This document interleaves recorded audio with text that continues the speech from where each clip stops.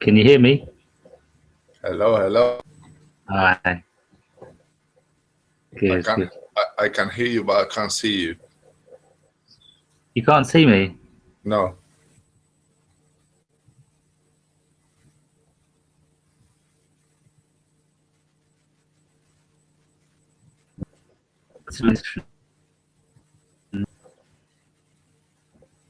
Hold on. Something's going on here. Yeah. Yeah, I can hear you, but I only see a picture of Ananta. Okay. But you can hear me okay? Yeah, it breaks down. It breaks up sometimes. Let's see. Okay.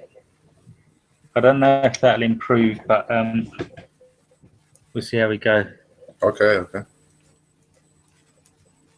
Uh, possibly to do With the internet, isn't it? the internet. Yeah. Um,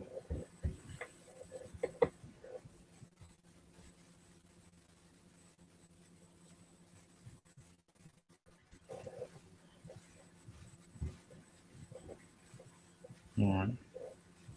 We'll see how we go anyway. And if there's a problem, then we might have to It's gone now. see if I can get somebody to turn off some of the other things that might be using the so. Okay, because this is not your account, is it? No, this is the advice channel. But if All other right. people are using the Wi-Fi,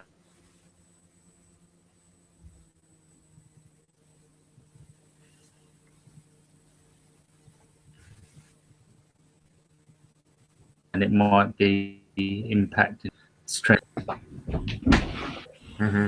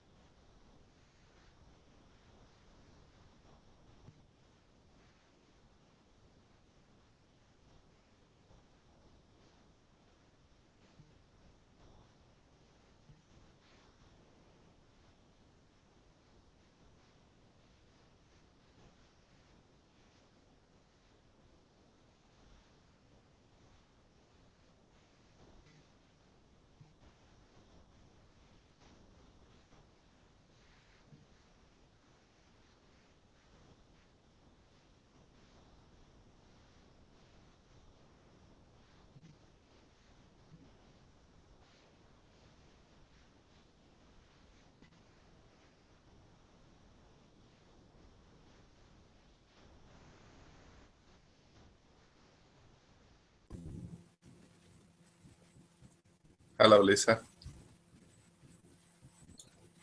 Hi. Hiya. Is he left? He ran away.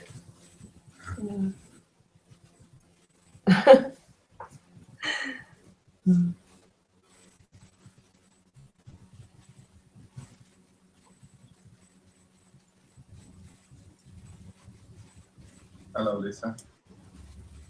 Oh. Oh. Is he left?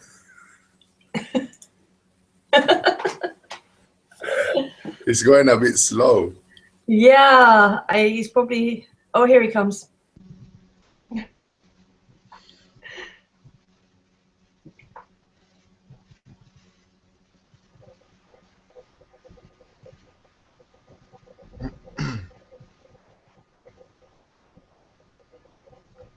There he is.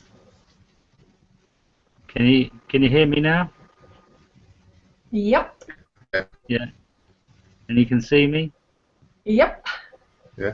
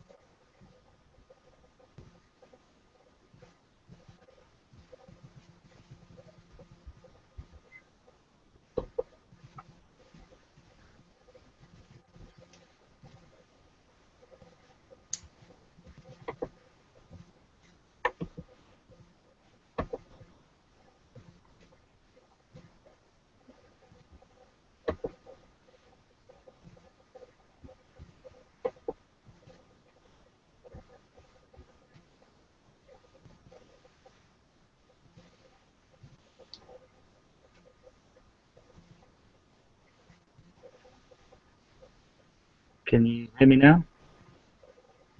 Yeah, I can. Yep. Hello? Loud and clear, loud and clear.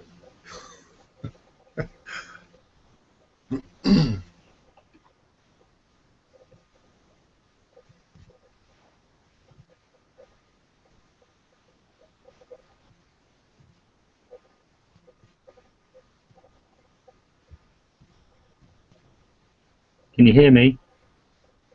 Yeah. Yeah. Can you hear us? No, David, I can't we can hear you. now, unfortunately.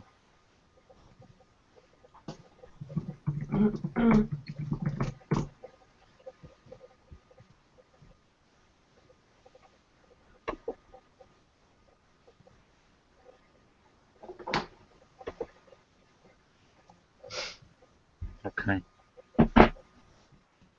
I'll start. Are you on? If anyone's checking in with the YouTube, then I don't know if you want to kind of read any comments out if there are any. But I haven't got YouTube up, and my laptop's kind of playing it up at the moment. So, okay.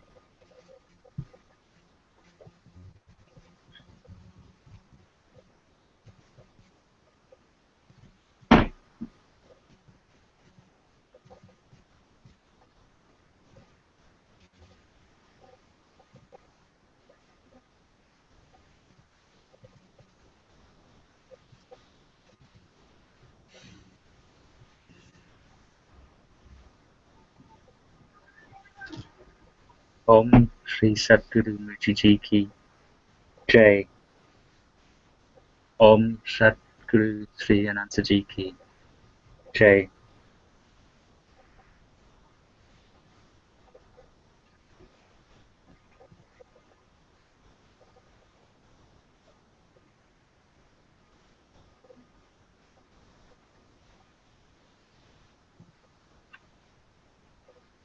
So welcome.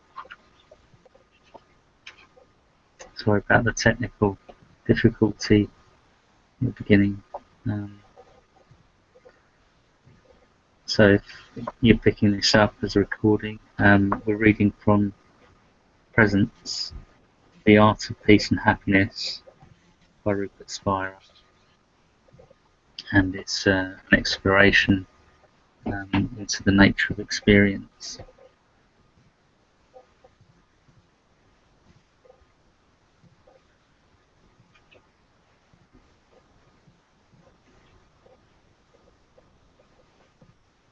So I'll read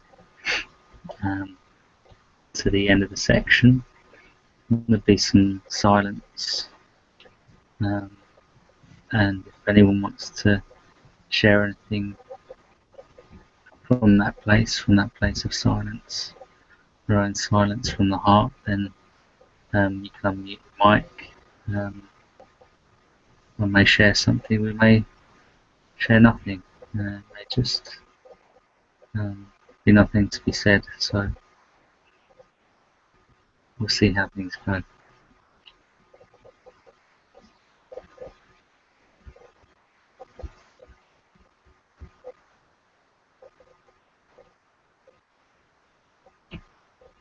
Our self is without location or limit.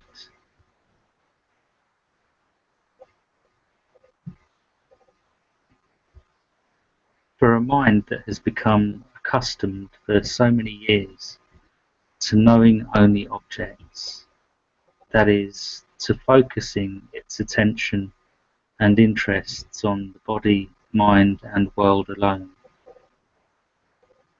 it is inevitable that the desire to know oneself as some kind of a subtle object will persist. We will search for this aware presence and try to make it an object of our knowledge or experience.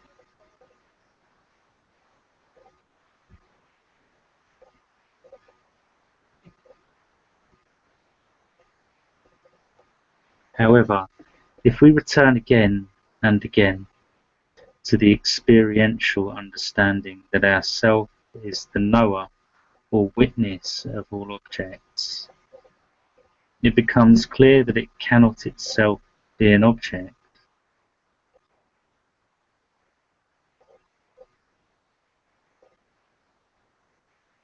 It is our simple experience that our self is present and aware, but has no objective qualities.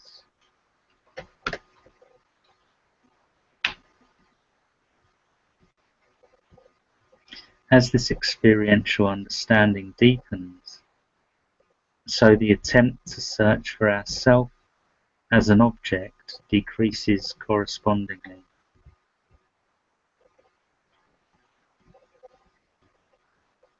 The inability to know ourself as an object does not mean that ourself cannot be known. It simply means that it cannot be known in the way that an object is usually known, that is, through the subject-object relationship.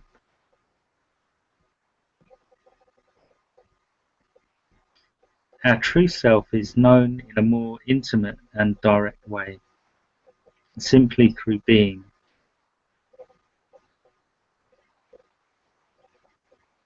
In fact, we discover that the only way to know ourselves is to be ourselves, and not to mistake ourselves for any kind of object.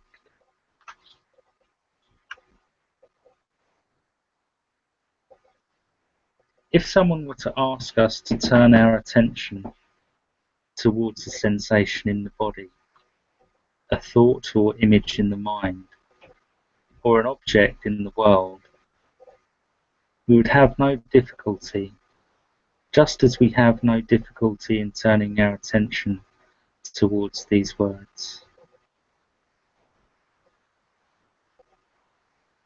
But what about if someone were to ask us to turn towards ourself, towards the aware presence that knows the objects of the body, mind, and world? Try to do that.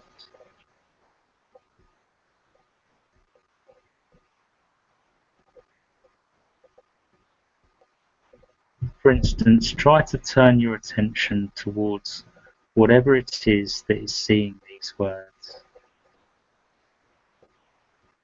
Some of us may be inclined to turn our attention towards sensation around the eyes or head. But notice that the eyes and the head are themselves sensations of which we are aware.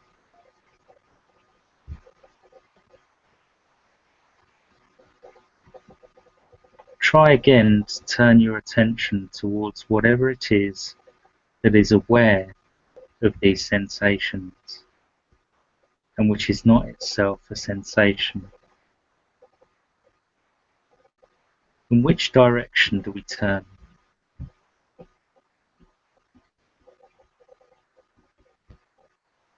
Notice that any direction in which we turn is always towards some kind of an object, more or less subtle. If we take our attention away from that object and try to turn it towards whatever it is that knows or experiences that object, we're always frustrated.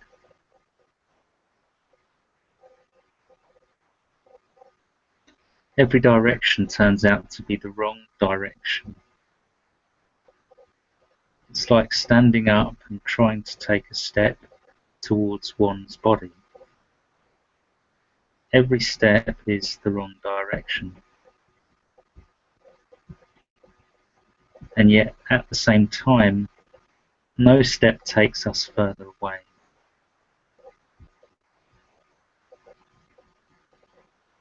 At some point, there may be a spontaneous collapse of the attempt to find oneself as an object in the body or mind. In this collapse, the seeking mind comes briefly to an end, and in that moment, it is in fact a timeless moment. Our self glimpses or tastes itself as it is, pure, aware presence, unconditioned by any of the beliefs or feelings that thought superimposes upon it.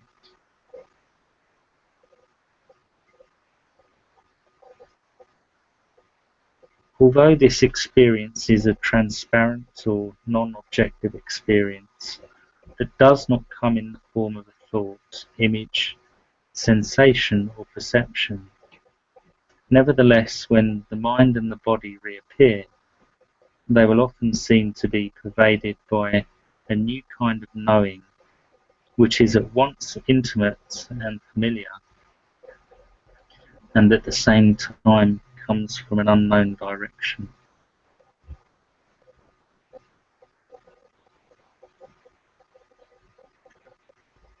The mind and the body are in fact transformed, albeit temporarily, by this transparent experience, and may even be bewildered or even occasionally afraid by it. However, because the mind is not present during this transparent and timeless experience, the experience itself cannot be remembered. There is nothing objective there to remember.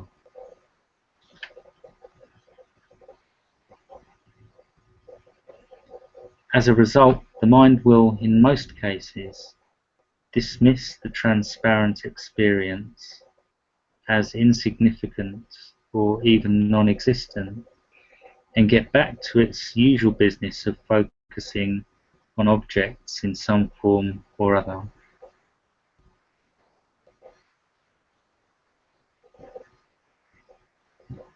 However, this dissolution into our true nature leaves a residue within us that can never be completely forgotten and often remains for decades as a sort of nostalgia or longing for something that once existed in our past, often in childhood, and for which, in quiet moments, or at a time where the normal flow of our life is interrupted, we deeply long.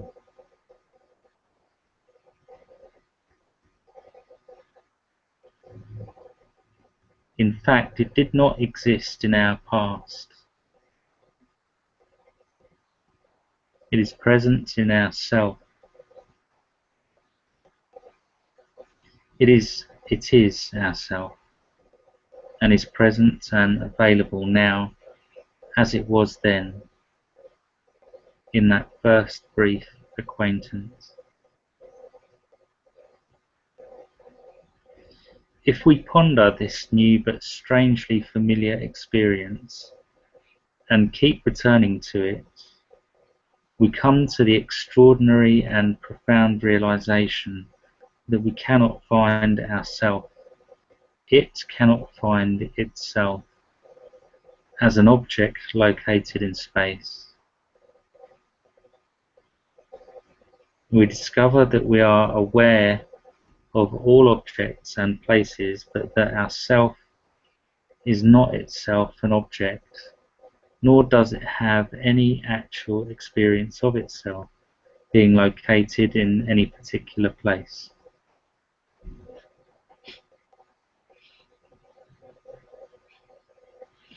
In other words, if we stay close to the simple, direct knowing of our being, its knowing of itself, we find that we have no knowledge of ourself being located somewhere.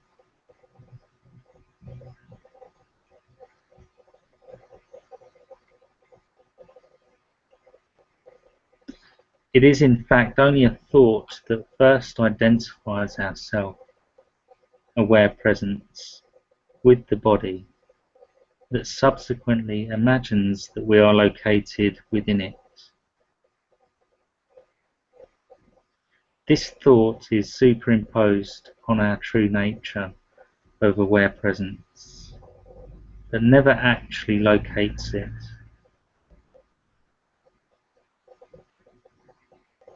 In identifying ourself as a body, thought presumes that we, aware presence, share the qualities and therefore the limits that the body possesses.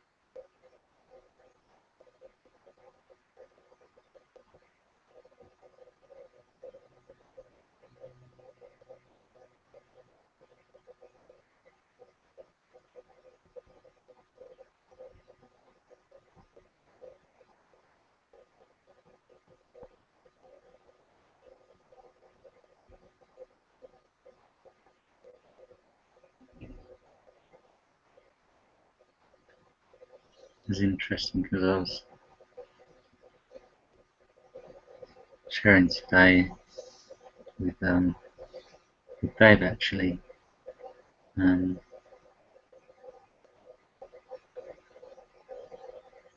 something that kind of arose, kind of like a guiding inquiry really, that can't actually find a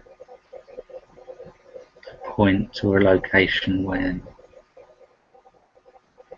this aware presence or the self that is knowing, the self-knowing, don't find a specific point or a location.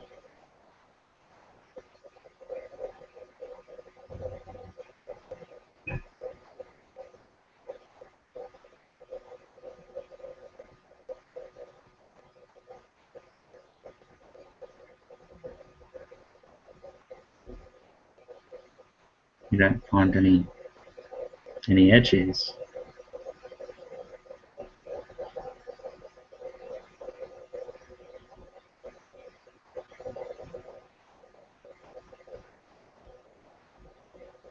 And of course, if people don't usually, it's not something that people usually look into. They usually really try and look and find out what is it to be aware, to be this aware self. Of course, the assumption for many that we're taught with is that we're this body, and then so the fact that we're aware is just of no interest. It's overlooked.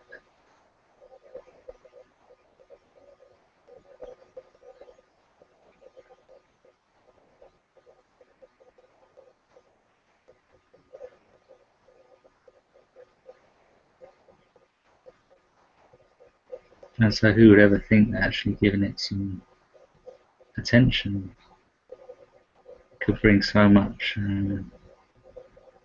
joy and peace.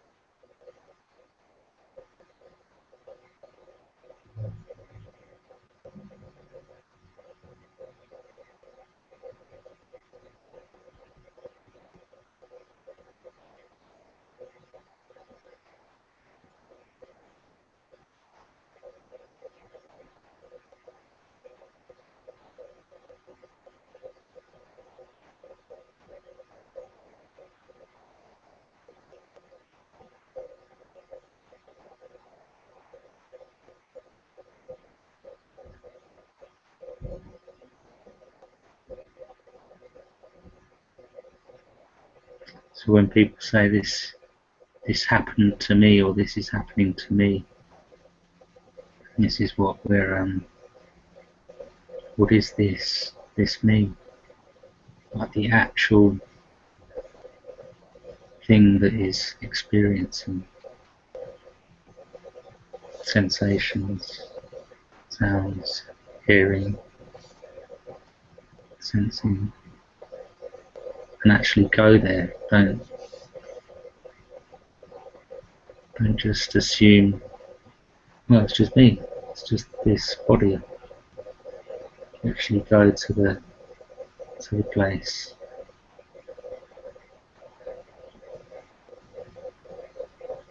to the experiencing.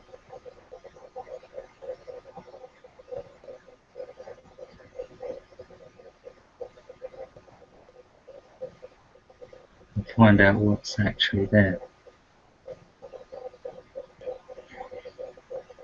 And if you really look, you might be surprised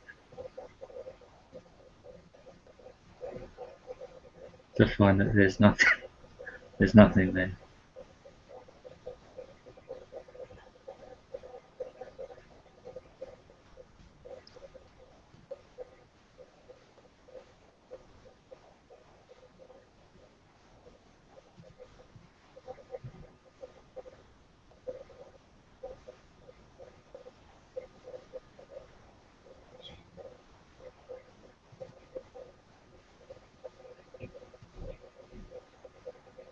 So one identified with the mind and what the mind tells us about experience, what thought tells us about experience.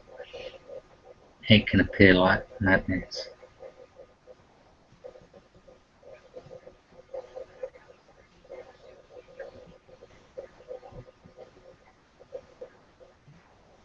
It can appear scary.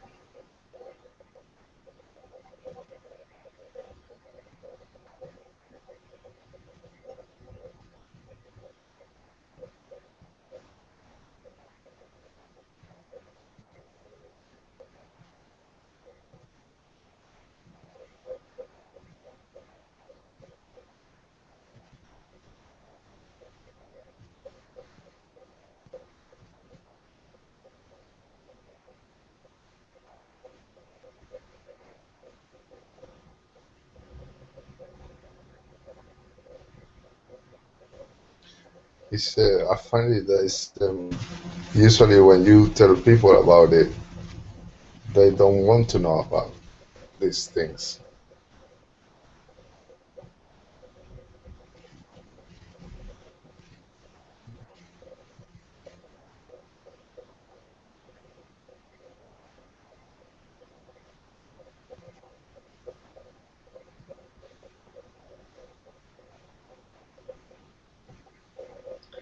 It's okay, because that fear, that thought, whatever it might be, that interpretation, is still appearing in this that you are.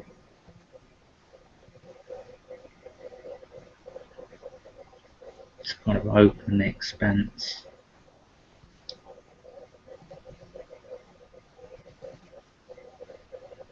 that allows appearances,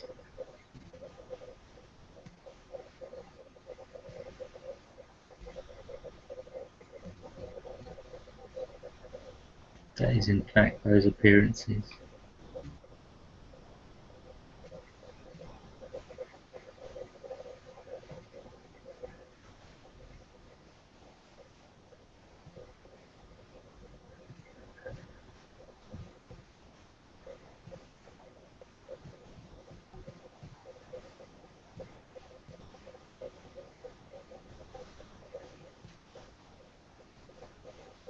But not those appearances as they were originally considered to be, as separate, independent objects.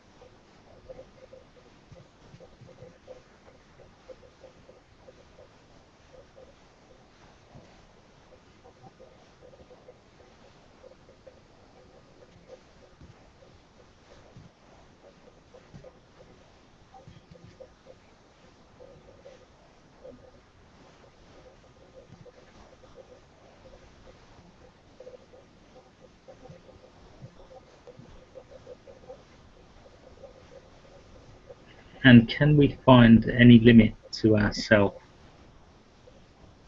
presence?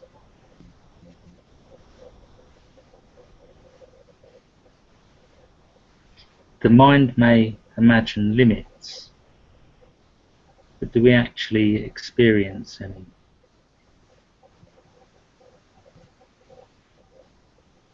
It is our self-aware presence that knows or experiences whatever is known or experienced.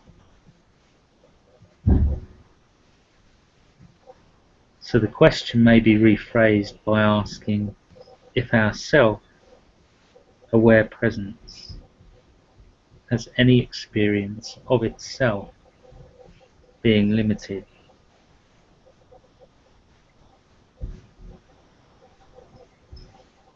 To begin with, the imagined limits that the mind superimposes upon our self may seem so obviously true as to eclipse our actual experience. However, if we put these beliefs on one side and really explore whether or not there is any real experience of a limit to ourself, this aware presence, we realize that there is none.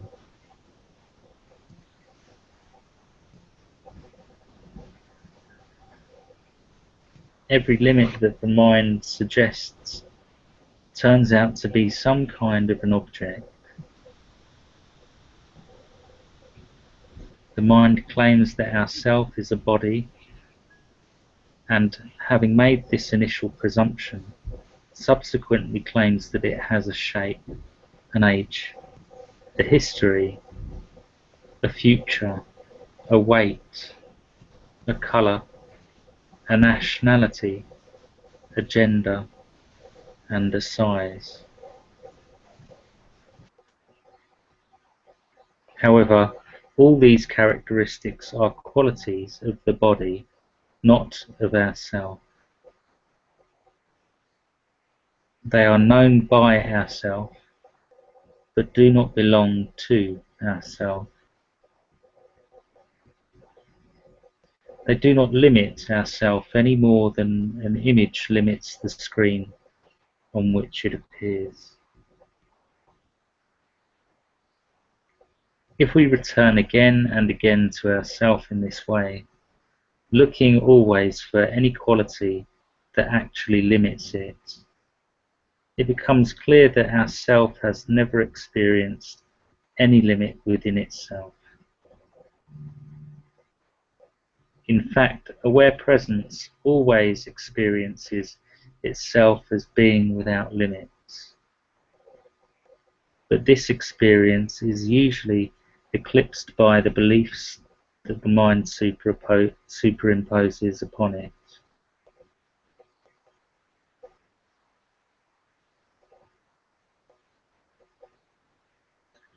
We have become so accustomed to thinking, and more importantly to feeling, that our own being shares the limits of the body that we now take it for granted.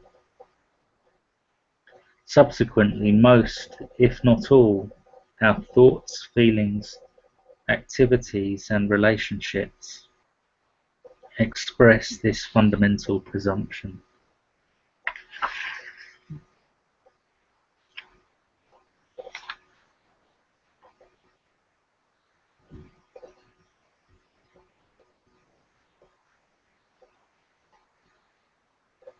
This realization, like all understanding when it actually takes place, is always sudden.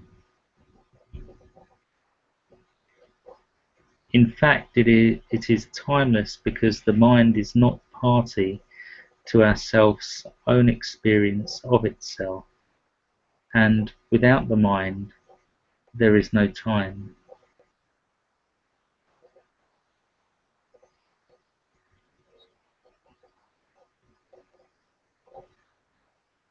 However, it may not always be immediate. It may take a period of contemplative and sensitive exploration of our experience to come to this understanding.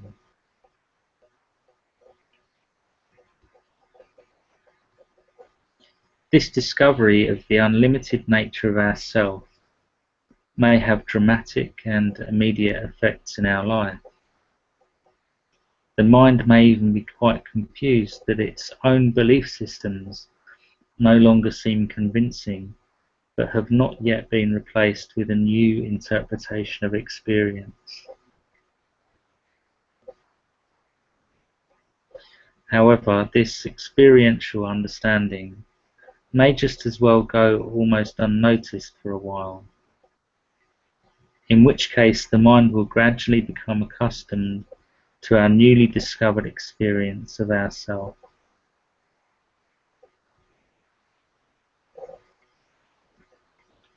Either way, if this experiential understanding is explored and its implications allowed to permeate our lives, it will turn out to be the greatest discovery one can ever make, and the key to resolving the dilemma that exists at the core of almost everybody's life, the almost constant search for peace, happiness, and love.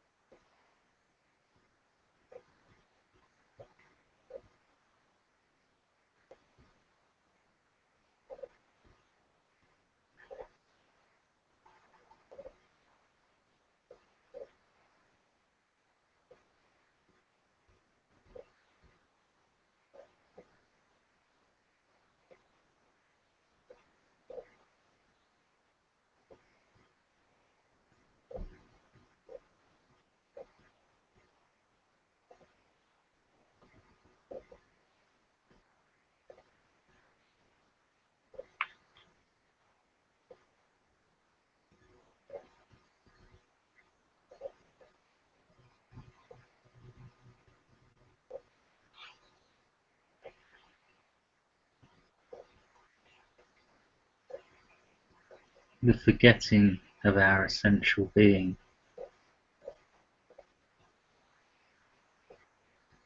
Having overlooked the simple knowing of our own being as it is, and imagined it instead to be located in and as a body and mind, we have come to believe that our self, aware presence, shares the qualities of thoughts, feelings, images, and sensations.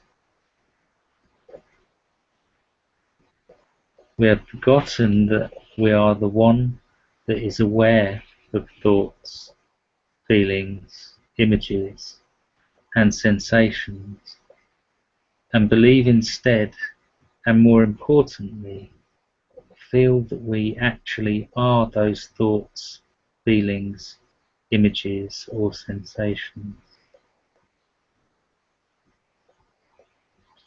If a feeling of sadness appears, we feel that I am sad. If we look at our face in the mirror and see that it has aged, we think that I am aging. If a thought tells us that we are 40 years old, we think that I am 40 years old. If an agitated thought appears, we feel that I am agitated.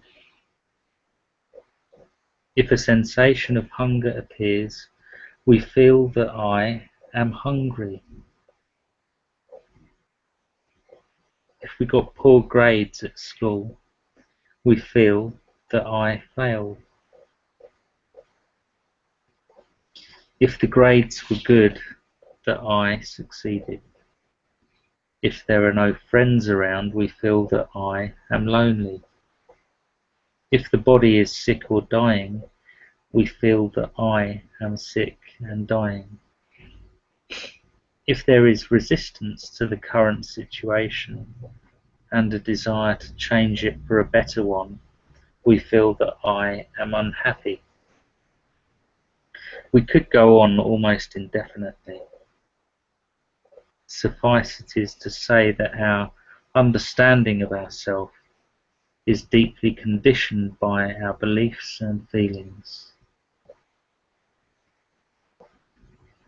We have invested our being with the limited qualities of the body and mind.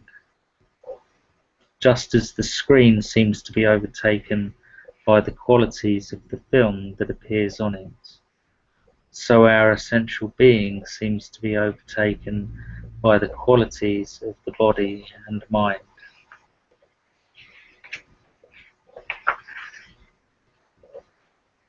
For instance, the screen seems to become blue when the sky appears in the film. But blueness never becomes an essential quality of the screen. It just seems to colour it temporarily. Our being has become coloured by the qualities of the mind and body in the same way, to such an extent that it seems to have actually become those qualities. The screen is in fact colourless, and it is precisely this colourlessness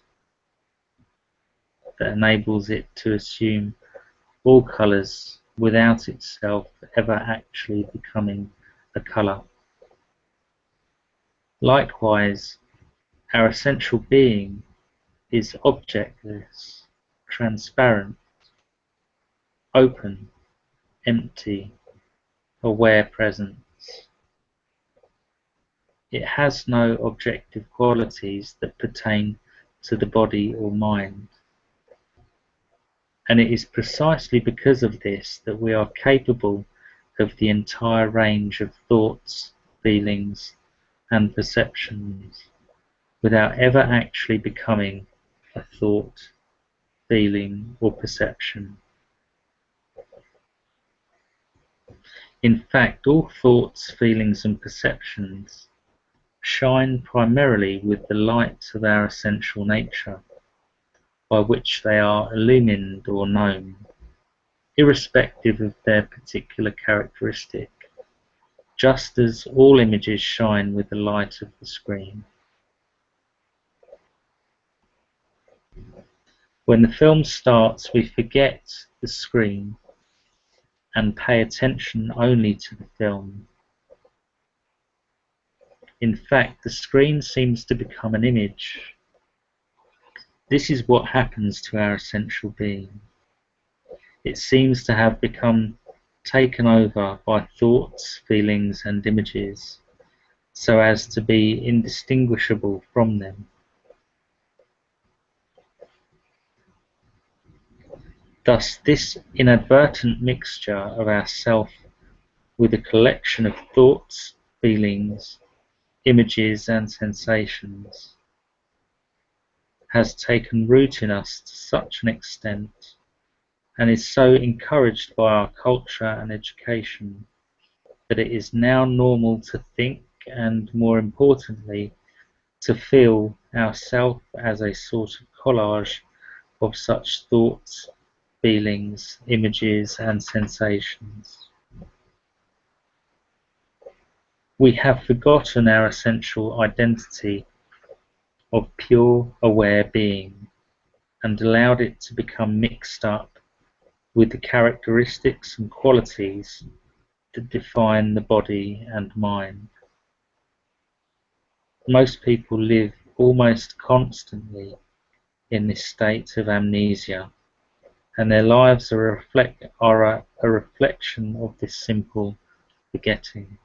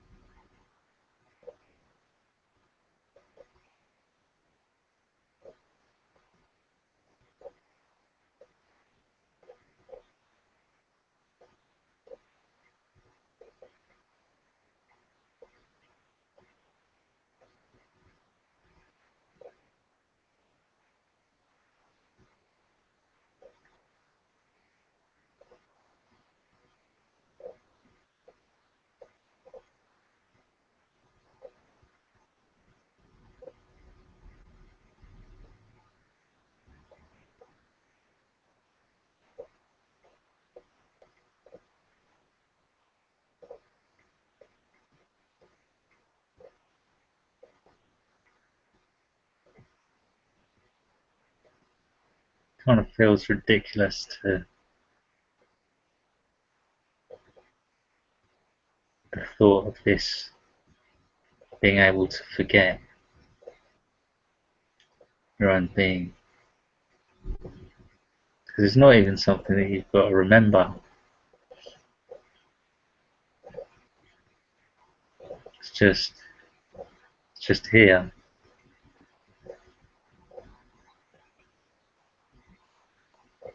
Because even the idea of forgetting and remembering take place within this natural beingness that's already here. This sense of existence.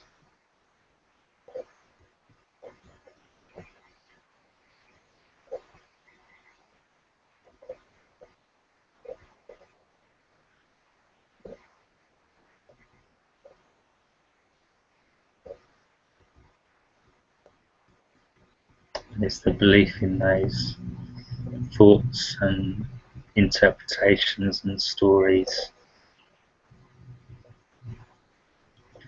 around myself or ourselves as a person, that we really believe in those things, those stories.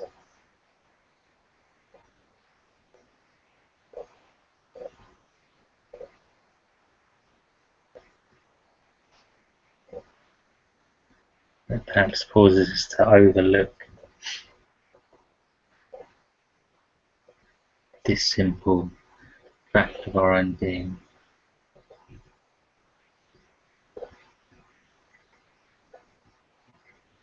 Can I say something to that? I can't hear you, Can't hear me. Priya. David, can you hear Priya? Say yes if you can hear Priya. Yes, I can. I can't hear you either, but you can hear me. Yeah. I tell you what, I'll shut up then. You carry on talking.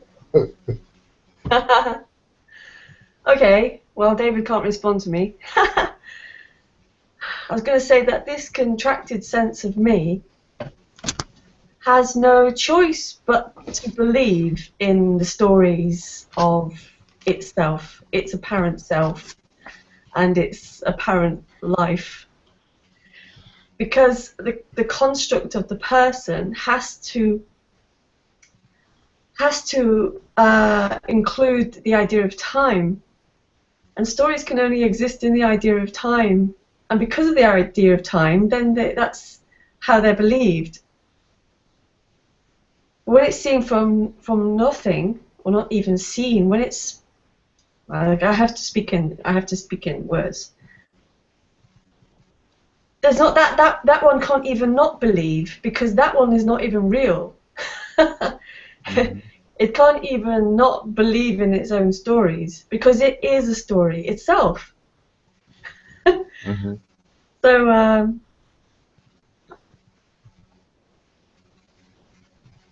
yeah, that's what I wanted to say, really, just about belief. It has to believe in stories for its own existence. Because as soon as it's seen that there is no time and there is no me, then all that collapses anyway. And it collapses not for that one, just collapses for nobody. And there's nobody left. Mm-hmm. Anyway, I'll leave it at that. Maybe David can see it later. Can you hear David? I can hear him, yeah. You can hear me. Can you I hear can hear me? you and I can hear David, but he can't hear us. Oh.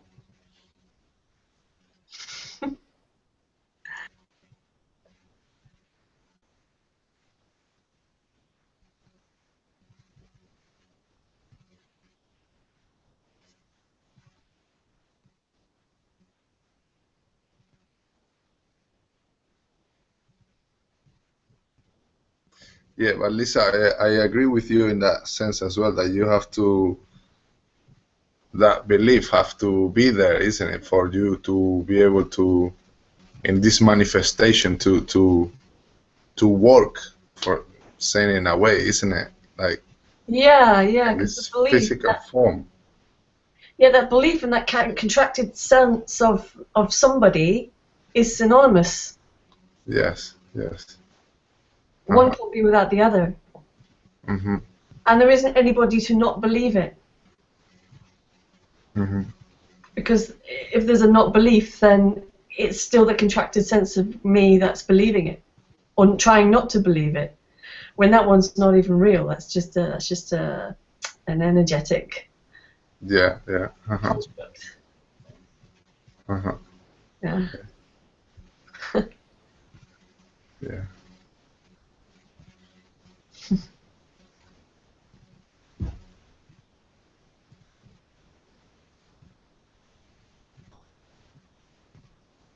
Back to you, David.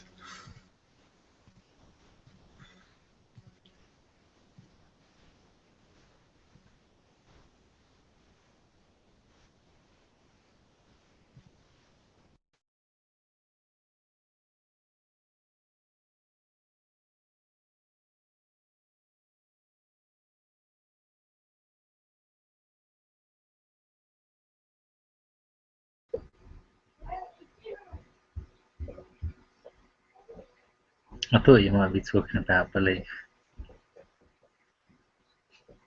It's just a shame I couldn't hear it.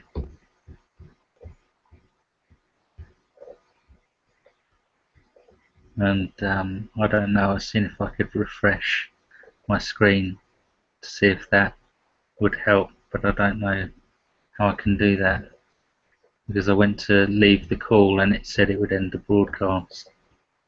I'm sure I've refreshed things before, but I don't know, it doesn't really matter.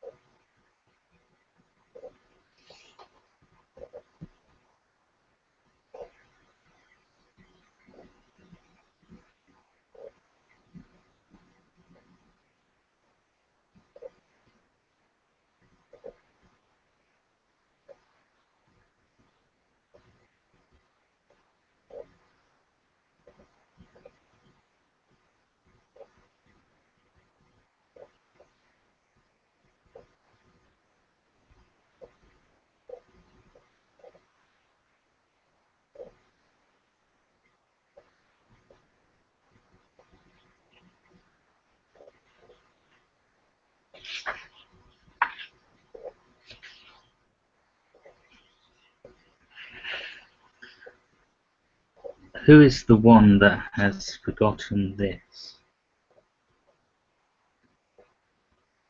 Our self is always only itself, prior to and independent of any thought that may or may not be present.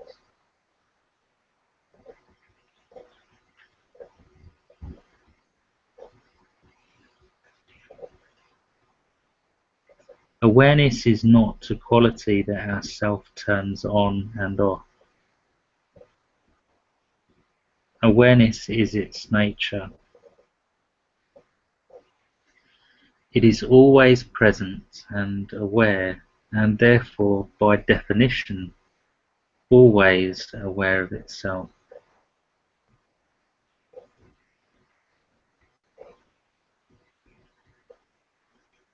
This self-awareness, or awareness knowing of itself, may be eclipsed by the appearance of a thought or feeling, but it is never extinguished by it, just as the screen is never truly veiled by the appearance of an image, although it may seem to be.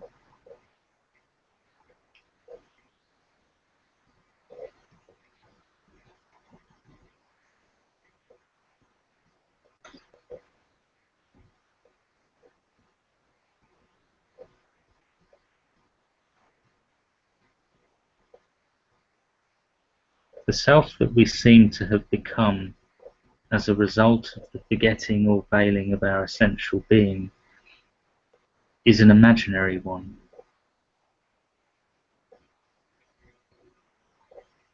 It is in fact a thought, not an entity or a self, that has caused this exclusive association of ourself with an object of the body and mind. This thought equates or identifies the characteristics of the body and mind with our essential being, and collates them into what seems to become a separate, independent entity or self that resides in the body. This thought takes the awareness that is present in and as our essential being, and the limited qualities of the body and mind, mixes them together and produces, as a result, an imaginary, limited, separate self that lives inside the body and mind.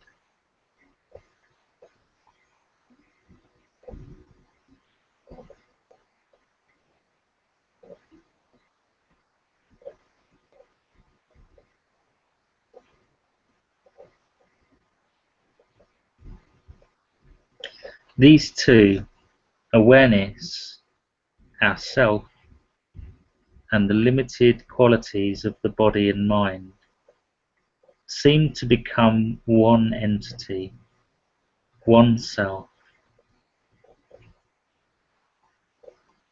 However, this apparently separate inside self is made only out of the thought that thinks it.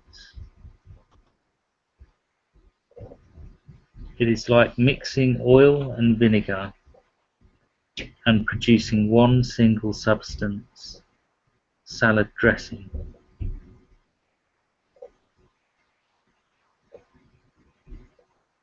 However, when the salad dressing is allowed to settle, the oil and vinegar separate out. We realize that they only seem to be one homogeneous substance.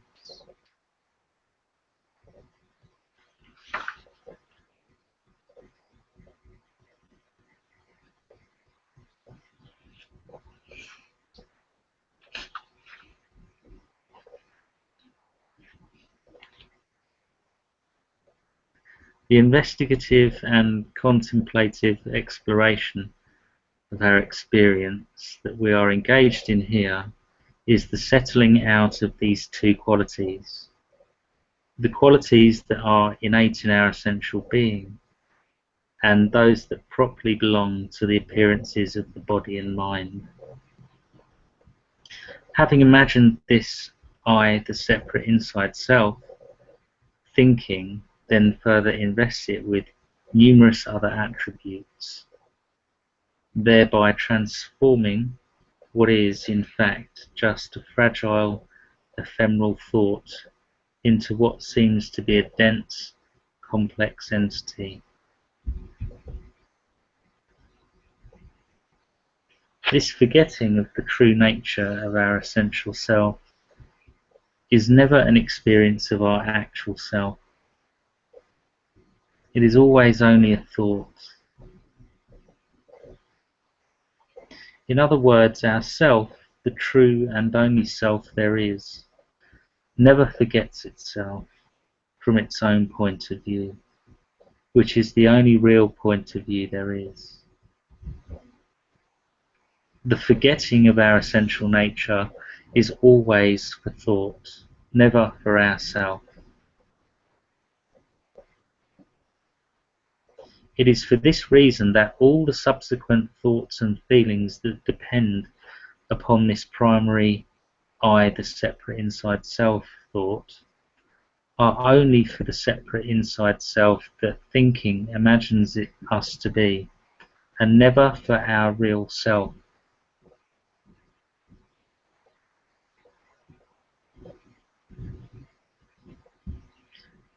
Later it will be seen that all psychological suffering is born of this I, the separate inside self thought, and therefore all suffering is for the imaginary self, never for the true and only self that we always are. In reality, our true self is never sad, of a certain age, agitated, hungry, lonely, sick or dying, etc. Even in the presence of such beliefs and feelings, our self is utterly free of them. Our self is present as the knower or experience of such qualities, but is not made out of them. At the same time, whenever such thoughts or feelings appear, they are intimately one with ourself.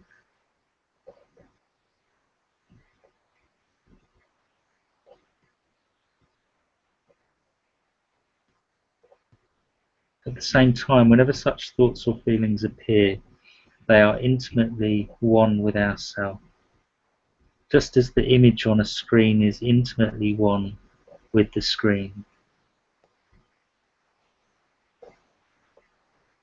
In this way, our self is both the knower of all such thoughts and feelings, hence our inherent independence and freedom, and at the same time, intimately one with them.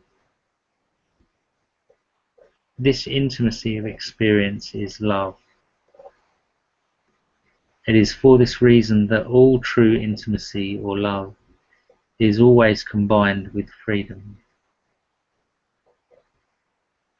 In fact, our essential being is never truly obscured by these thoughts and feelings, just as the TV is never truly covered up by the image, and therefore it is more a matter of recognizing the true nature of our being, rather than finding it. This exclusive mixture of our essential being with the appearances of the body or mind is the single event that dictates most of the thoughts, feelings, activities, and relationships of this apparent entity.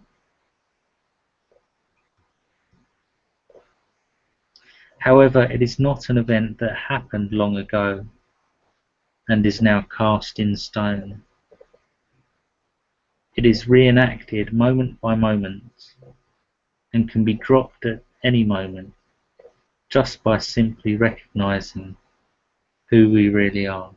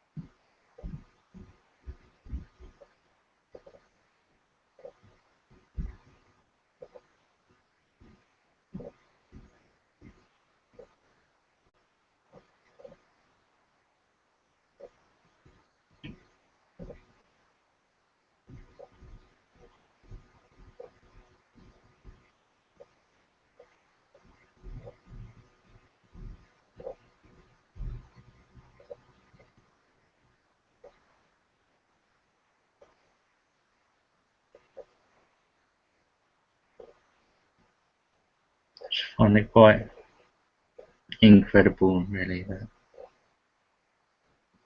this is always only itself, always only a screen, yet appears as multiplicity of things.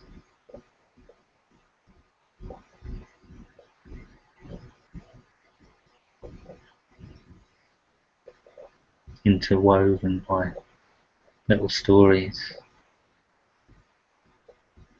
that pull you into the movie. You get engrossed in the movie, or many people get so engrossed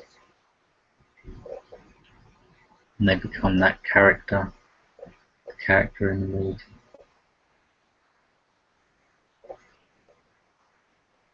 when all they are is just this screen.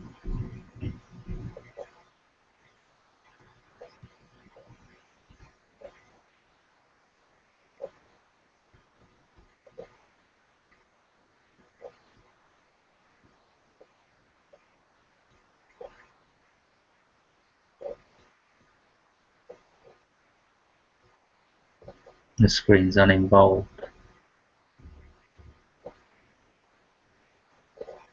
doesn't care if the baddie dies or the goodie dies.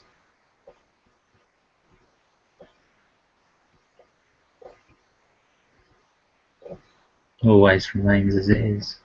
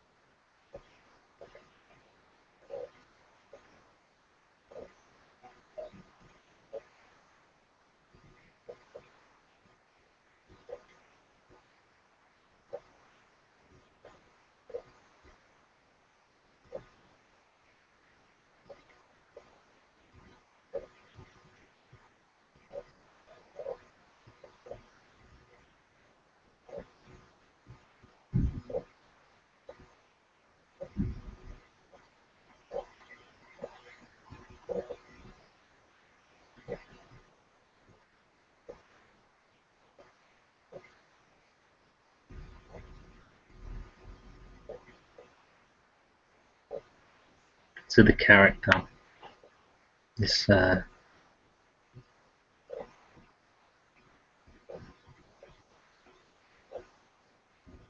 this detachment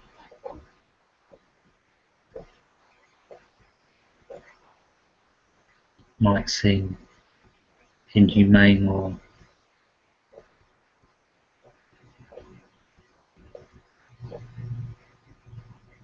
might be shocked by such statements as not caring whether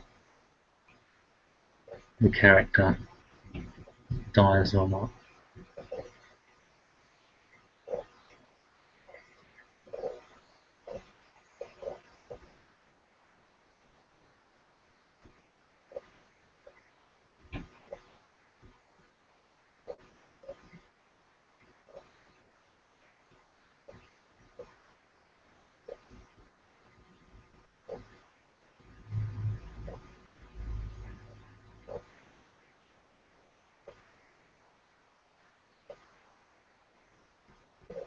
This sense of character can still play,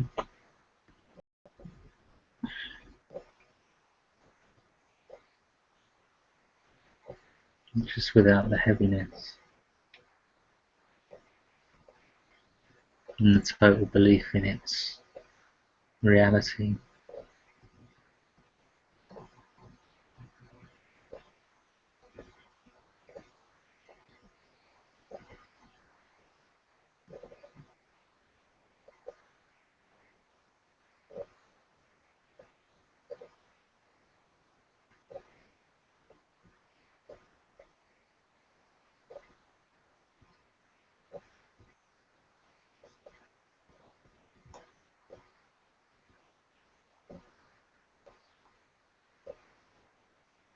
Is there anything anyone else wanted to say?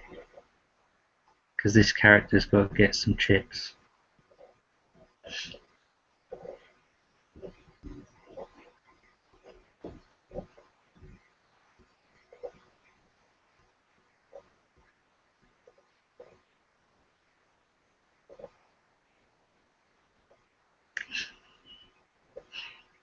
Chris said, "You go get those chips."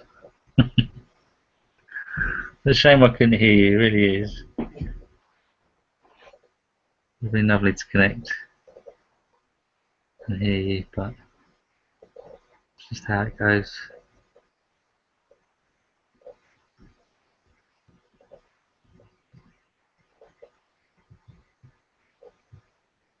Yeah, we can Skype. Maybe not tonight. Next week. And I'll see you tomorrow, Dave. Cool. Thanks for joining us on the Fighter channel. It's been lovely if you're joining us, and this is recorded, and I hope you enjoy it. Enjoy this experience of just resting in what's really here, resting in your true self. It's all that's ever here. Don't get away from it.